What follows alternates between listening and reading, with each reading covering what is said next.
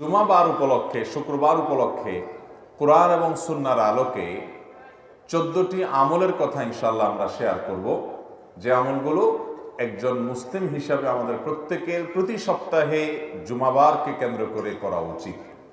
এই আমলগুলোর ভিতরে সর্বপ্রথম আমল হলো জুমাবারের মূল আমল, যে আমলকে কেন্দ্র করে পুরো বারের শ্রেষ্ঠত্ব নির্ধারিত, সে আমল অর্থাৎ জুমার সালাত আদায় করা, জুমার নামাজ পড়া।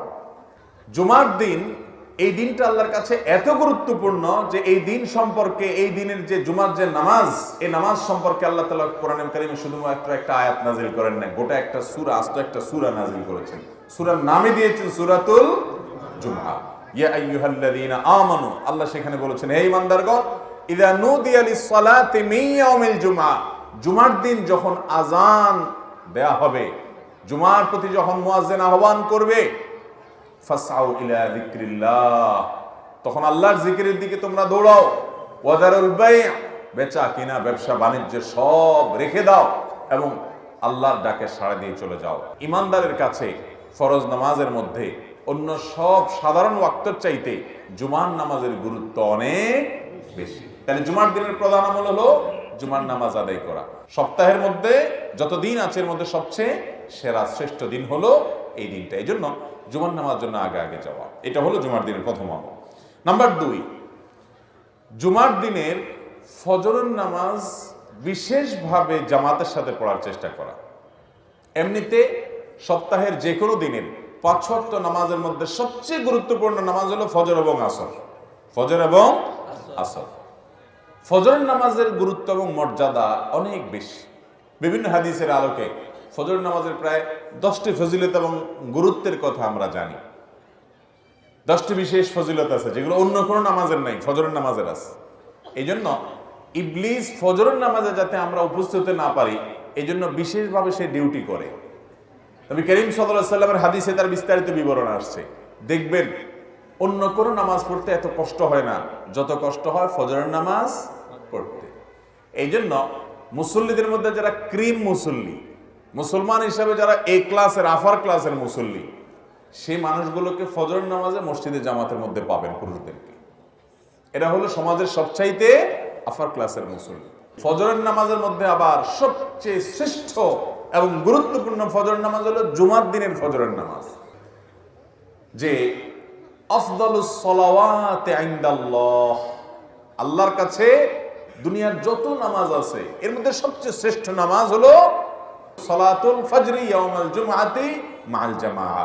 জুমার দিনে জামাতের সাথে পুরুষরা ফজরের নামাজ পড়লে এটা হলো আল্লাহর কাছে সবচেয়ে শ্রেষ্ঠ নামাজ। মুহতারাম হাজিরিন, তাহলে জুমার দিনের দ্বিতীয় আমল হলো এই দিনের ফজরের নামাজটাকে অন্য সপ্তাহের যে কোনো ফজরের চাইতে গুরুত্বপূর্ণ মনে করে কোনোভাবে এই দিনের ফজরের জামাত মিস হতে দেওয়া যাবে না। ঠিক আছে না? ইনশাআল্লাহ চ্যালেঞ্জ নিতে হবে। জুমার দিনের 3 নম্বর আমল হলো জুমার দিনের ফজরের যে নামাজ, এই ফজরের নামাজের কেরাতটা হবে অনেক লম্বা। প্রথম রাকাতে সূরা সাজদা তেলাওয়াত হবে আর দ্বিতীয় রাকাতে সূরা দাহার তেলাওয়াত হবে। বুখারী মুসলিম এক বর্ণনা করেছে যে নবী করিম সাল্লাল্লাহু আলাইহি সাল্লাম জুমার দিন ফজরের নামাজে, ফজরের ফরজ সালাতে তিনি ইমামতি করতেন, এই 2টা সূরা পড়তেন। এই 2টা সূরা দিয়ে নামাজ পড়লে মিনিমাম 20-30 মিনিট সময় লাগবে। আমরা মহল্লাবাসী যদি এরাদা করি যে সুন্নতটা সপ্তাহে একটা দিনই তো, ইমাম সাহেব যদি হাফেজ সাহেব হন, হাফেজ সাহেব না হলেও বলতে হবে, ইমাম সাহেব আপনি সূরা সাজদাটা বড় সূরা একটু মুখস্থ করে নেন, সূরা দাহারটা মুখস্থ করে নেন। আমরা এই সুন্নতের উপর আমল করতে চাই, ইমাম সাহেবকে উৎসাহ দিয়া আমরা আমল করার চেষ্টা করবো না ইনশাআল্লাহ। নাম্বার 4, জুমার দিনের 4 নম্বর আমল হলো গোসল করা, সুগন্ধি লাগানো, মেসওয়াক করা। মুসনাদ আহমদের একটা হাদিসে বর্ণিত হয়েছে, নবী করিম সাল্লাল্লাহু আলাইহি সাল্লাম বলেছেন, যে ব্যক্তি জুমার দিনে গোসল করবে এবং সুগন্ধি ব্যবহার করবে, মেসওয়াক করবে এবং মসজিদে আগে আগে যাবে, সেখানে গিয়ে কোনো কথা বলবে না, আল্লাহ যতটুকু সাধ্য দিয়েছে ততটুকু নামাজ আদায় করবে এবং ইমাম সাহেবের খুতবা ভালো করে শ্রবণ করবে, তো 2 জুমার মধ্যবর্তী যে ছোটখাটো গুনাহ থাকে আল্লাহ তাআলা এগুলো মাফ করে দিবেন। তো এই জন্য ভাইয়ারা, জুমার দিনের এই হাদিসে 3টি কাজের কথা একসাথে চলে আসছে। আমরা একটা পয়েন্টই বলতেছি। 4 নম্বর আমল হলো গোসল করা, সুগন্ধি লাগানো এবং মেসওয়াক করা। 5 নম্বর আমল হলো আল্লাহ তাআলা যা পোশাক দিয়েছেন এর মধ্যে সবচেয়ে ভালো পোশাকটা পরবেন জুমার দিনে। আবু দাউদের হাদিসে বর্ণিত হয়েছে, যেটা আবু সাঈদ খুদরি এবং আবু হুরায়রা রাদিয়াল্লাহু আনহু বর্ণনা করেছেন, যে এই দিনে যদি কেউ ওই যে গোসল করে, মেসওয়াক করে এবং উত্তম পোশাক পরিধান করে, হাদিসে উত্তম পোশাকের কথা বলা আছে, তাহলে দুই জুমার মধ্যবর্তী গুনাহ খাতা আল্লাহ তাআলা মাফ করে দেন। তো এই জন্য যে পোশাকগুলো থাকবে ওর মধ্যে উত্তমটা পরবো আমরা। এটা আলহামদুলিল্লাহ আমরা বেশিরভাগ মানুষ আমল করি। 6 নম্বর আমল হলো জুমার দিনে 5টি বিশেষ কাজ করা। এই কাজগুলোর মাধ্যমে আল্লাহর জমিনে যত সওয়াবের কাজ আছে এর মধ্যে সবচেয়ে শ্রেষ্ঠতম সওয়াবের কাজ আপনি করতে পারবেন।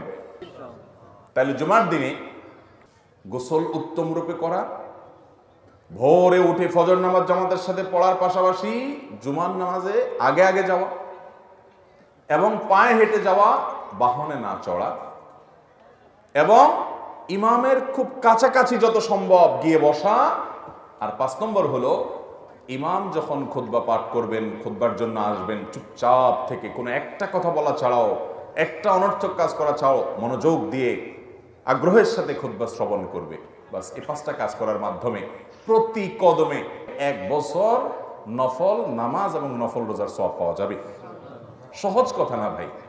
মুহাদ্দিসিনে কেরাম অনেকে বলেছেন ইসলামে অনেক ফজিলতের হাদিস আছে, ইসলামে যত ফজিলতের হাদিস আছে এর চাইতে বেশি ফজিলতের কোন হাদিস ইসলামে আর নাই। সর্বোচ্চ ফজিলতের হাদিস হলো এটি জুমার দিনের। আমল করার চেষ্টা করবো না ইনশাআল্লাহ?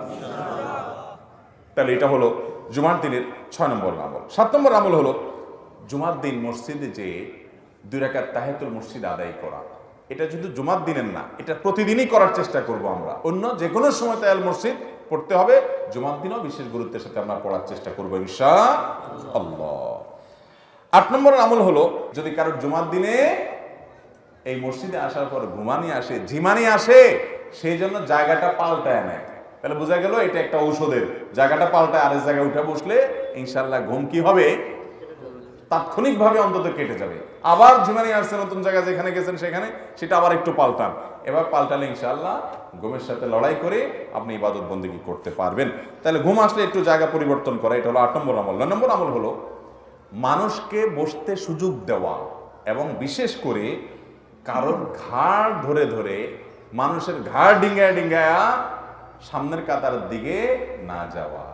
এই অপরাধটা নেতারা একটু বেশি করে, যারা একটু এলাকার নেতাগোতা থাকে ওনারা একটু বেশি করে, বাকি আমরা সুযোগ পাইলে কেউ ছাড়ি না, অথচ এটা খুব খারাপ জিনিস। বিভিন্ন বর্ণনায় আসছে যে জুমার দিন মুসল্লিদের গায়ের উপরে পাও দিয়ে দিয়া কাতার ভেঙে ভেঙে সামনের দিকে যে লোক যায় সে জাহান্নামের ব্রিজের উপরে সে যেন আরোহণ করলো। অতএব জুমার দিনে মানুষের ঘাড় ডিঙ্গায়া সামনে যাওয়া যাবে না। আর কেউ আসলে তাকে একটু বসার জায়গা দিতে হবে, একটু নড়ে গিয়ে তাকে ফাঁক করে দিতে হবে, বসার জায়গা দিতে হবে। নবী আকরাম সাল্লাল্লাহু আলাইহি সাল্লাম সহিহ মুসলিম উল্লেখিত হাদিসে এই বিষয়ে আমাদেরকে উৎসাহ দিয়েছেন। 10 নম্বরের আমল হলো জুমার দিনে জুমার নামাজে বিশেষভাবে সূরা জুমআ এবং সূরা মুনাফিকুন এই দুটো সূরা তেলাওয়াত করা নামাজের কেরাতের মধ্যে, অথবা সূরা সাব্বিহ ইসমা এবং সূরা গাশিয়া, সাব্বিহ ইসমা রাব্বিকাল আলা এবং সূরা গাশিয়া প্রথম রাকাতে এটা, দ্বিতীয় রাকাতে ওইটা, এটা তেলাওয়াত করা। এটা সুন্নাত, নবী করিম সাল্লাল্লাহু আলাইহি ওয়াসাল্লাম জুমার দিন এটা করতেন। এটা ইমাম সাহেবদের ডিউটি, ইমাম সাহেবদেরকে দিয়ে আদায় করে নেবেন। 11 নম্বর আমল হলো জুমার দিনে বিশেষভাবে জিকির এবং দোয়ায় মাশগুল হওয়া। জুমার দিনে একটা সময় আছে যে সময় দোয়া কবুল হয়। হাদিসে বর্ণিত হয়েছে জুমার দিনে একটা সময় কি কবুল হয়, দোয়া কবুল হয়। এই সময়টা ঠিক কখন সেটা হাদিসে স্পষ্ট উল্লেখ নেই। কেউ বলেছেন যে আপনার আসরের পরে, তবে বেশিরভাগ ওলামা একরাম আসরের পরের কথাই বলেছেন। আসর টু মাগরিব, সূর্য ডুবার আগ মুহূর্তে জুমার দিন খুব গুরুত্বপূর্ণ টাইম, দোয়া কবুল হয়। এই জন্য সপ্তাহের এই টাইমটাতে বিশেষ করে এবং জুমার দিন সারাদিনই কম বেশ বিভিন্ন সময়ে দোয়া করার ইহতিমাম করতে হবে। এই সময়ের দোয়া ফেরত দেওয়া হয় না। আল্লাহর কাছে যদি ভালো করে চাইতে পারেন যেই কোনো চাওয়া মঞ্জুর করে নিতে পারবেন জুমার দিন। 12 নম্বর আমল হলো জুমার দিনে সূরা কাহাফ পাঠ করা। নবী সাল্লাল্লাহু আলাইহি সাল্লাম বলেছেন সূরা কাহাফের প্রথম 10 আয়াত যদি কারোর মুখস্থ থাকে এবং এটা যদি সে তিলাওয়াত